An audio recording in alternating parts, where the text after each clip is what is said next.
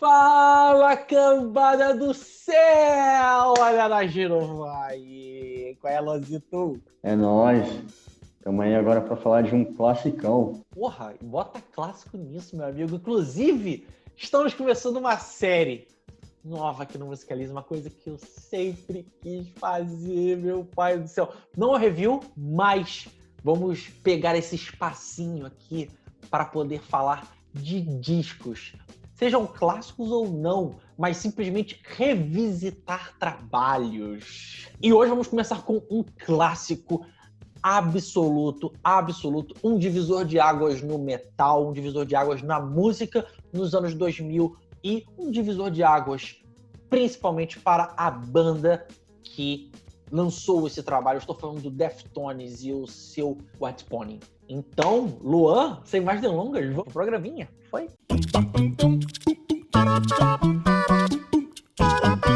Deftones. Você ouvia Deftones? Você gosta de Deftones? Qual a sua relação com Deftones? Cara, minha relação com Deftones é bem superficial. Tipo assim, vários amigos piram neles desde muito tempo, assim, tá ligado? De toda a questão deles serem muito ligados com a cena do metal no começo dos anos 2000 mesmo. Sim. Só que é uma banda que, sei lá, nunca parei pra ouvir. Sim. Só parei pra ouvir mesmo quando eles lançaram o Glory, aí que Sim. eu fui. Ouvi algumas outras paradas e o White Pony, né? Que não tem como, né? É aquele tipo de disco que mesmo Definitivo. que você mesmo que não seja tão ligado na banda, mas ele vai acabar passando por você em algum momento. É interessante você falar dos teus amigos que ouviam muito por causa da cena new metal e tudo, e eu fui um new metaleiro. O Deftones, desde aquela época, inclusive, eu acho que sempre foi uma banda que não só tinha uma coisa muito particular, mas ela tinha uma coisa que as pessoas colocavam lá na cena new metal, por mais que eles tivessem parcelas de sons new metal, mas que parecia que desde o começo já não era o suficiente ser classificado como new metal. O Adrenaline e o Around the Fur, os dois primeiros discos, de 95, de 97, são mais esse espectro, mais esse viés. E o White Pony é o terceiro trabalho, que inclusive, geralmente para uma banda, principalmente vindo de dois baita sucessos, é aquele trabalho que muitas bandas acabam começando a degringolar as coisas. Mas algumas bandas que conseguem, inclusive, se sobressair no terceiro trabalho, fazem o seu pulo do gato definitivo e viram um highlight. E aí eu vou comparar com uma banda, que eu já vi outras pessoas fazendo essa comparação, que o White Pony, ele fez meio o que o Kid A foi fazer alguns meses depois ali na cena da música, naquele ano, na década. E qual o terceiro disco do Radiohead? Tem computer, né? Em comparação com The Bands, em comparação com o Pablo Honey, é outra banda. Exatamente. E virou aquela Totalmente. parada que, inclusive, a parada só foi... O Kid A, inclusive, é o mais... meio que a ressaca do OK Computer, tá ligado? É toda aquela aclamação que eles receberam por causa do OK Computer, e a partir disso que eles começaram a explorar livremente, sabe? Sem pressão. Foi a afirmação que eles tiveram no OK Computer que deram a liberdade para eles explorar bastante no KDA. Isso. Eu só quis comparar com o Radiohead porque até sonoramente as ideias de você ultrapassar gêneros, de você redefinir as coisas e você não ter limite para brincar com elas, para você fazer um som muito próprio e inclassificável, porque do mesmo jeito que o Radiohead é uma banda que a gente não consegue classificar. É impossível classificar o Radiohead. O Deftones, eu sempre tive essa impressão também. Cara, eu não sei falar o que o Deftones é. Eu não sei falar se alguém consegue fazer um som próximo do Deftones. O White Pony, ele já me parece esse Kid A, realmente. Ele parece que o Around the Fur, ele é um misto do que foi o The Bands com o OK Computer, sabe? Aquele laço mais comercial com uma experimentação, mas o White Pony é aquela coisa da mais. Cara, vamos fazer o que a gente der na telha e foda-se. Totalmente. Acho que ligando entre esses dois trabalhos, a palavra que mais define isso é a ambientação, sabe? Que tem nos dois trabalhos. Tanto na parte mais de sintetizadores do Kid A, quanto na parte de produção e também de sintetizadores, a gente teve o Delgado entrando ali no Deftones. E a partir dessa fase, né, eles começaram a experimentar mais com o silêncio das músicas, né? Exata. E, cara, isso que você está falando, esse é perfeito, porque Delgado, Frank Delgado, até aquele momento, Deftones era só Tino Moreno, vocalista, o Stephen Carpenter, o guitarrista, o Chi Chang, que era o baixista já falecido, o grande baixista, e o baterista, o Abe Cunningham. O Frank Delgado, ele sempre permeou o universo Deftones, mas ele não era um membro oficial. E no White Pony, eles resolvem colocar ele no trabalho. E aí, quando você diz essa questão da ambientação, que é uma coisa realmente que se tornou uma marca muito profunda do Deftones. Principalmente nos álbuns seguintes, você vai ver cada vez mais aprofundado, enraizado isso, até explorado de forma mais arrojada e talvez até mais quase espiritual em alguns momentos, quase uma coisa mais carnal, uma coisa. Isso, exatamente. Se não fosse o Frank Delgado entrando nele, ele é o DJ / tecladista da banda. Inclusive, hoje em dia, ele é menos DJ, ele usa muito mais sintetizadores, mas na época não era uma coisa comum. Vindo do New Metal muito com as características de hip hop, o scratch, né, que era usado para criar essas ambientações, era uma coisa, inclusive, até mais difícil. Totalmente. Você tinha que trabalhar com recorte de samples e de batidas quebradas e tentar encaixar meio que nessas frestas que o peso do New Metal tinha. Eu acho que se a gente tem essa questão do peso, ganhando um caráter mais suavizado com sintetizadores, igual a gente vê, sei lá, no Death Heaven hoje em dia, o Deftones tem muito disso, tá ligado? Totalmente. Essa questão de enxergar a sensibilidade no mais alto peso. Esse disco, inclusive, ele começa a namorar dois elementos que vai permear ao longo da carreira do Deftones. Uma coisa mais densa, uma coisa mais arejada, uma coisa mais espacial. Um conflito e tédio. Isso tem muito a ver com o processo de gravação desse trabalho.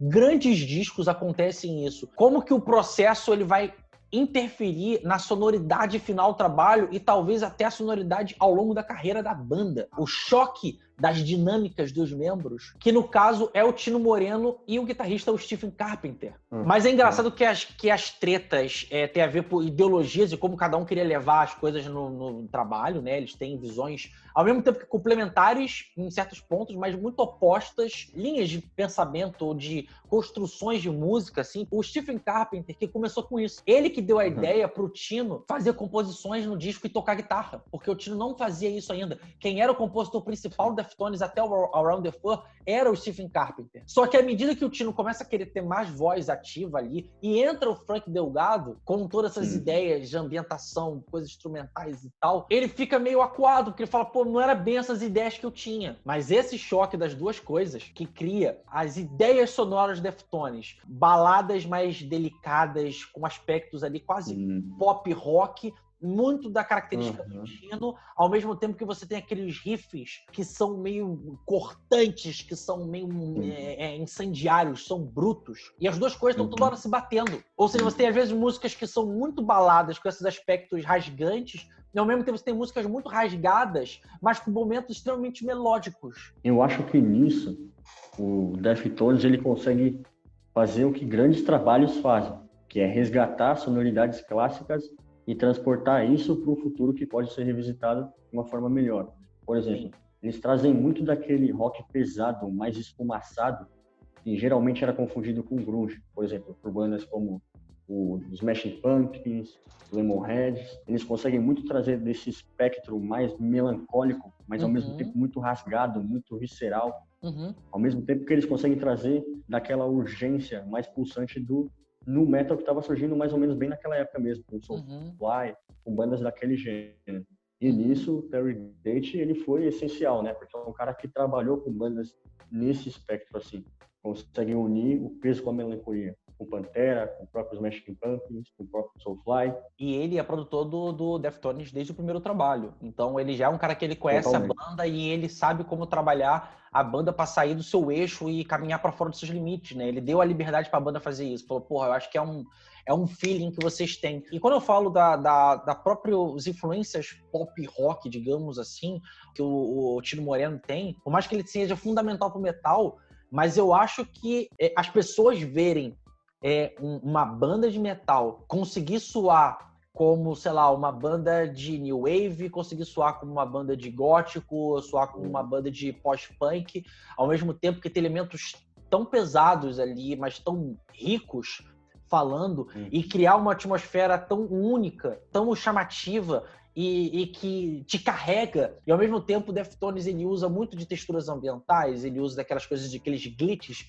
eletrônicos, né? Tem o peso do new metal, tem o peso do post-hardcore, tem o peso do thrash e do groove metal em vários momentos, já é a característica do começo da banda. Eles foram os primeiros, provavelmente, dentro do metal, a trazer o shoegaze, a trazer o dream pop.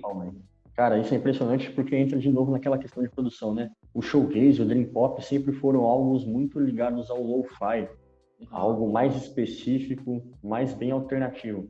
Eles conseguem flertar isso, né, com coisas bem mais virtuosas, como é o próprio metal, como é também a influência do industrial, bastante forte nesse trabalho. Então, assim, eles conseguem muito mesclar essa coisa da espontaneidade com algo mais virtuoso mesmo, que é o metal. Aí tá o ponto do porquê que o White Pony é o divisor de águas da Deftones, porquê que o White Pony ele é o disco que até hoje ele soa tão fresco e ele soa tão impactante se você ouvir ele ainda. Quando um disco ele envelhece a um ponto em que você pode ouvir ele fora de toda a tendência que ele está se movimentando, no caso que ainda era colocado dentro do new metal, um disco cravado dos anos 2000, dia 20 de junho de 2000. Então ele estava muito na crista da onda ainda do que era o new metal. E quando você ouve, ele é totalmente desgarrado daquilo. Você consegue ver mil filhotes, você consegue ver mil outras bandas que não tem nada a ver, mas que fazem o bagulho e falar, porra, olha só, sei lá, um dive da vida, faz coisas ali que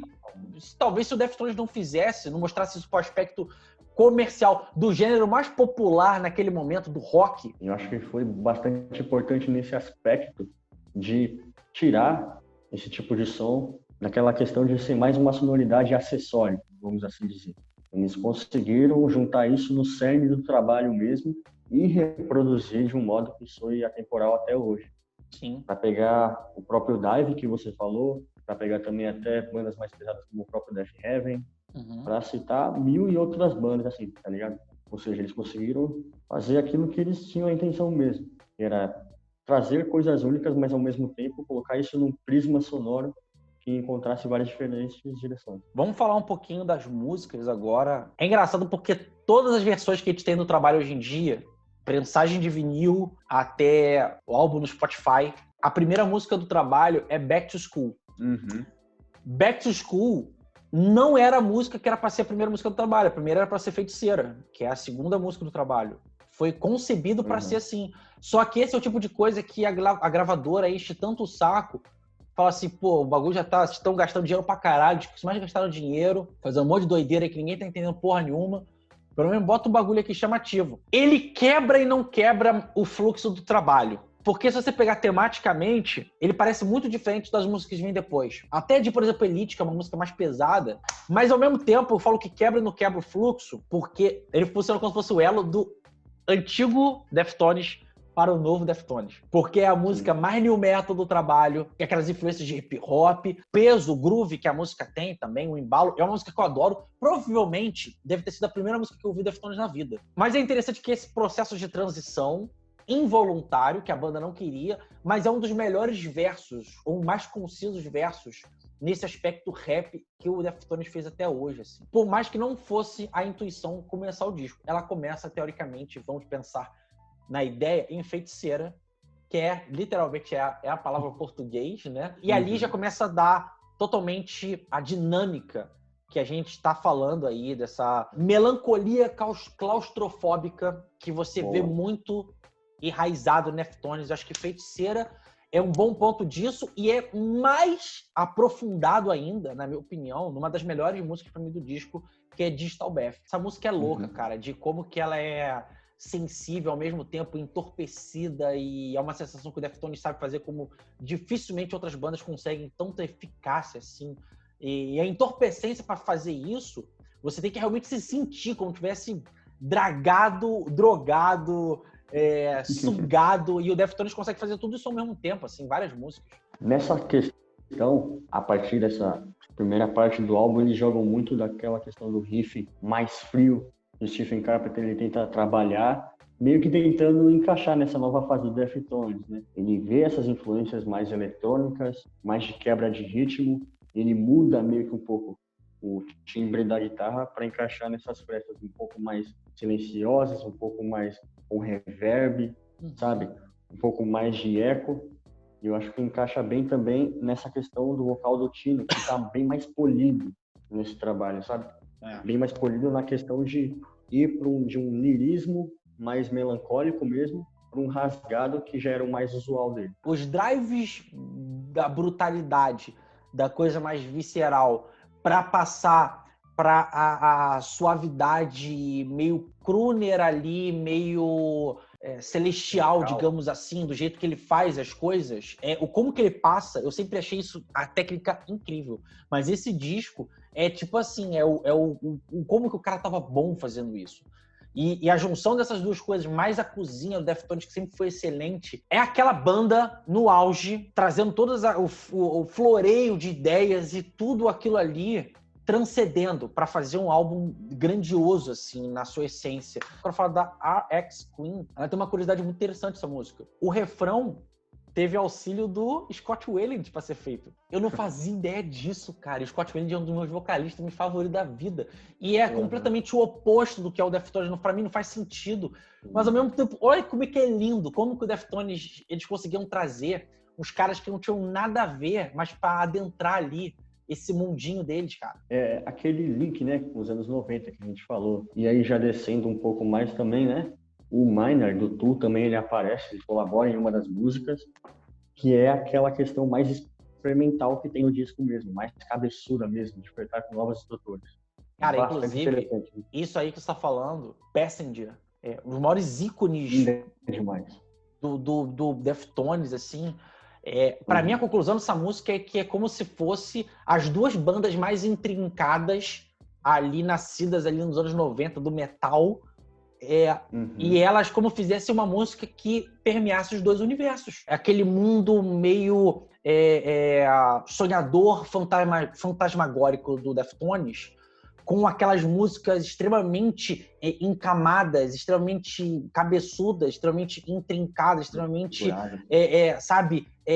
técnicas e desafiadoras do Tool, e fosse as duas coisas na mesma música. Mas o como que o Deftones conseguiu adaptar para tocar no show, porque você tem um vocalista tão icônico como o Maynard na música, e eles conseguem tocar isso impressionantemente no show, e não faz falta, sacou? A Teenage, eu acho que é uma música interessante pra te comentar também. Ela é uma música que inicialmente era do Teen Sleep, que é um projeto paralelo de mais ousadias ainda e testes que o Tino Moreno gosta de fazer. Coreia, eu acho que é interessante falar, porque a gente falou de Back to School, ser uma coisa inconsciente de estar no trabalho, mas Coreia é talvez ainda mais o Deftones Old School, que lembra muito as músicas do Around the Fur e do Adrenaline, principalmente o Adrenaline, eu acho o peso que tem na música, sabe? Tem total liberdade para rasgar mesmo. Sim, essa música foi a primeira música a concebida do trabalho. É legal ela tá lá pro final, numa parte que é completamente a mais desafiadora do trabalho. Você tem Passenger, que a gente acabou de falar, a gente tem Pink Maggots, que é a última música, que assim, é uma música que dificilmente é uma música que o Deftones toca ao vivo, pela complexidade que a música tem. E é uma música, uma das mais viajadonas que o Deftones tem. Combina muito para ser a última faixa do disco. A versão Pink Floydiana do Deftones, talvez. Né? Para uma música, para uma viagem, assim. Dá meio que aquela sensação, quando você tá sonhando, você tá acordando ali, você vai enxergando meio que as luzes vindo, sabe? É bem isso mesmo. Essa questão de tentar rememorar coisas que já foi trabalhado no disco inteiro ali, e ao mesmo tempo ir meio que cortando, sabe? Fazendo recortes dessa sonoridade complexa. E que também lembra até outras coisas mais loucas, por exemplo, sei lá, o álbum da Billie Eilish, que a última faixa é meio que a junção de todas as músicas do álbum numa reprise, tá ligado? Sim. É louco pensar nisso, porque é um trabalho também bem conceitual, que trata dessa coisa de pesadelo, né? De introspecção e coisas assim. Até a questão lírica nesse disco, ela tem um diferencial comparado a outros discos Deftones, porque também aqui a gente vai ver uma mudança de abordagem em letras, porque aqui o Tino, ele estabelece na base lírica das letras aqui, uma coisa muito mais de escrever sonhos e fantasias do que propriamente contar uma historinha com começo, meio e fim, autobiográfico, uma parada meio David Lynchiana do metal. E aí a gente pode falar do Gran Finale, que não é o último, a música do trabalho, mas é o ápice do trabalho e, cara, é uma música absolutamente memorável. Aqui no canal a gente já falou dessa música, o Marquinho, quando a gente fez uma lista de clássicos do New Metal, o Marquinho indicou essa música que é Change the House of Flies. É impressionante, cara. Ela virou um fenômeno da música alternativa, assim, na época. Até hoje é um dos favoritos, se não o momento favorito dos shows, dos fãs nos shows, né? Como que essa música, ela é a representação da intensidade do entorpecer, na minha opinião. A representação do clipe, todo mundo meio que... Aquelas coisas, pessoas deitadas... E, tipo, sabe, tem uma coisa muito uma representação, talvez, até do jovem da época, e uma coisa que a gente tá vendo muito hoje em dia também. Em artistas que te volta e meia cita aqui, a própria Billie Eilish, Cuco, sabe? Aquele limiar entre, sabe, uma vida sem rumo, meio sem destino, você não sabe bem o que você quer fazer, mas ao mesmo tempo você quer curtir a vida, você quer aproveitar, você não tem muitas pretensões, mas você tá com, talvez, questionamentos muito mais filosóficos em si do que aqueles questionamentos de anos atrás e décadas atrás, tipo, eu preciso de um trabalho, eu preciso me dar bem na vida, é mais, tipo, questionamento, tipo assim, caralho, será que eu vou ser feliz? Será que Exatamente. Minha vida vai ser uma coisa boa? Será que vale a pena as coisas que eu tô caminhando e fazendo? O metal em si, poucas vezes, e eu acho que a partir do White Pony e a partir do Deftones, assim, começou a aprender a se abrir, aprender a, tipo, se fragilizar de um jeito e mostrar que, tipo assim, você é muito forte se fragilizando, você mostrando que você tem esse lado... sabe, humano, que todo mundo tem, cara, e você tem esses defeitos, você tem esses poréns, você precisa conversar e se abrir disso, senão você implode e acabou. Eu acho que desde a própria sonoridade, até a própria estética do álbum, né, aquela arte totalmente, assim, singular, minimalista, transmite muito dessa questão confusa, né, de conflito que estava tendo na banda, entre os dois principais, de conflito também interpessoais do próprio lírico dos caras, né? O Deftones é isso, uma banda rica em conflitos, mas que não busca exatamente resoluções. O que ele busca, mais do que, na verdade, resoluções, acho que são divagações, assim. O Deftones mostrou muito isso com esse disco revolucionário, não só pro metal, mas acho que todo pro cenário independente, alternativo e para várias coisas na música. Mostrar que, tipo, cara, rótulo é uma parada que você só vai ter se você quiser. Então, esse foi o primeiro Revisitando Álbuns. A gente vai fazer isso com discos clássicos, outros discos clássicos, e a gente vai fazer outros nem tão clássicos, mas que a gente acha que vale o debate, que são discos interessantes, né? Porque nem só de clássico vive a história da música, do cinema, qualquer coisa da arte, né? Com certeza. Aquela coisa que... bom redescobrir aquele patinho feio, né? Isso! Coisa que inflama o debate, né? Ah, não, como é que você gosta disso, pelo amor de Deus? Vamos falar disso também. Vamos falar dos bons pra caralho e daqueles nem tanto, né? Porque, né, é isso. Então, foi isso, cambada. Esse aqui foi outro vídeo. Se você curtiu, não esqueça de comentar e se inscrever aqui no canal. Luanzão, obrigado por outro vídeo aqui. Tamo junto. Aquele beijo, aquele abraço. Aquele tchau. Foi.